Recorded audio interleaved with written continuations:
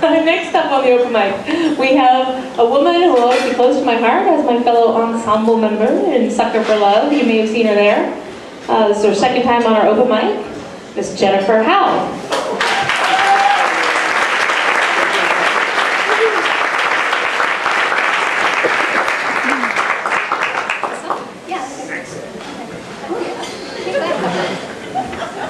Hey y'all.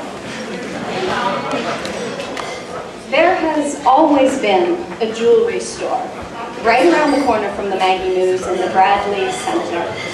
But it never occurred to me to go in there because I'm not a jewelry person. It was a random afternoon, I had some time to kill, and I thought I'd pop in and take a look around. The ring that caught my eye was diamonds. Tiny little diamond chips, 21 of them, all arranged to make interlocking daisies. They called it a dinner ring. I called it gorgeous. I tried it on and I fell in love. The price I didn't like so much. This tiny ring, this clump of rock and metal, was $1,500. $1,500. That is more money than I had ever spent on anything in my entire life. $1,500 to me is like 300 pints of Haagen-Dazs. It's a year's supply of ice cream. It was inconceivable, utterly out of reach. But it was so pretty. I couldn't get the ring out of my mind. I'd go by the store every couple of weeks just to say hi and try it on. I came to think of it as my ring, and the woman behind the counter came to know me by name. She, Cynthia, gave me a little card, had all the information about the ring on it, including the price, and I imagined myself wearing that ring. It was kind of flashy, but I thought I could pull it off. I knew my friends would be in awe, but I'd be cool and casual. Oh, this? Just a little something I bought myself. It's called a dinner ring, but I'm perfectly comfortable wearing it for lunch and dinner too. I wanted that ring. I went home and I put that little card on the refrigerator and I started saving my pennies. Now, my boyfriend was amused by the little card on the refrigerator. He'd tease me and ask if I thought I'd be within striking distance of buying the ring for myself anytime soon. And one Saturday I went to go check on my ring and it wasn't there. I figured it must have been sold, that I'd missed my chance, I'd lost out on the ring that should have been mine. I was crushed. I went home, took the card off the fridge and tossed it in the desk drawer. It was about a year later, actually, after the boyfriend and I had broken up for some time. I was back over in Bradley Center and I thought I'd pop into the jewelry store just to look around for old time's sake. I looked at the bracelets and the necklaces, and then I saw it. My ring. It was back. It was like I was given a second chance. I was so excited. Now, I certainly never asked him about it, but I'll tell you what I think. I think he bought that ring for me, and that's why I couldn't find it at the store. I think after we broke up, he returned the ring, and that's why it was back again. So I was given a second chance. I took that little card, I stuck it back on the refrigerator, and I fantasized about our life together.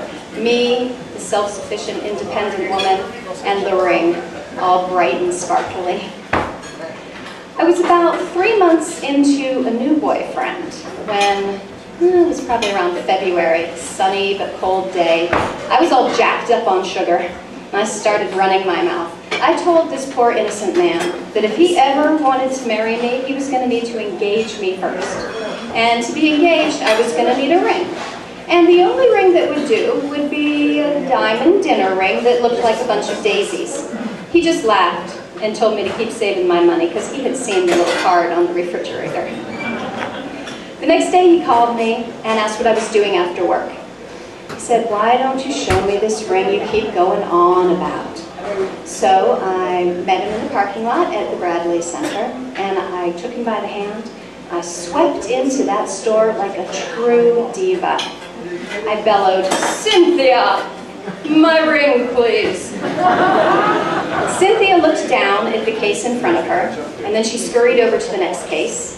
And as she moved from case to case, Slowly shaking her head and frowning, I began to get worried.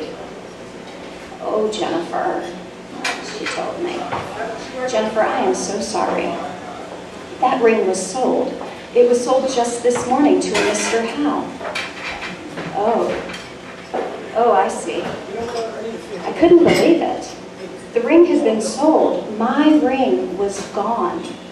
I was so upset after all this time. I felt my heart sink to the floor and simultaneously rise to my throat. I could hardly breathe. My ring was gone. After all this time, after all the visiting and the trying on and the saving of the money, my ring was gone.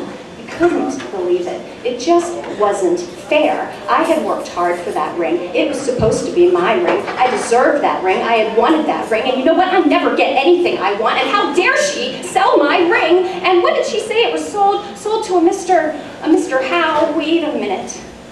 That name sounded familiar.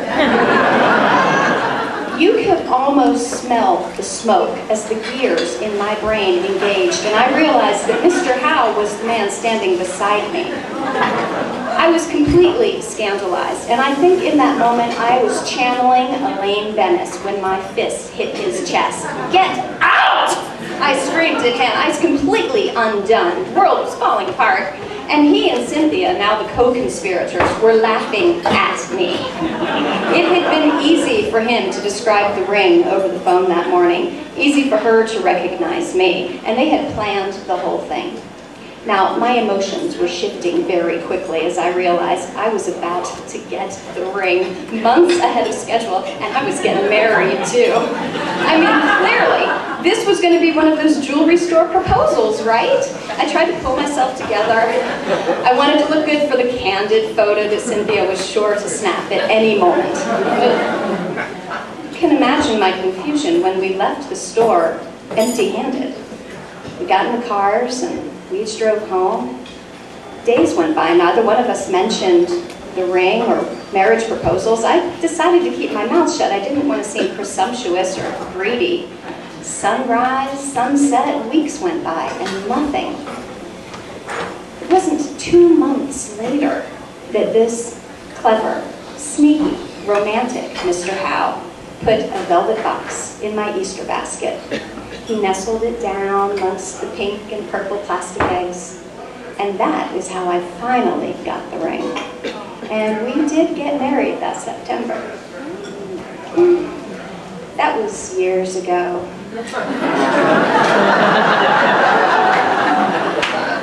I recently had it resized, and I don't wear it on my ring finger anymore.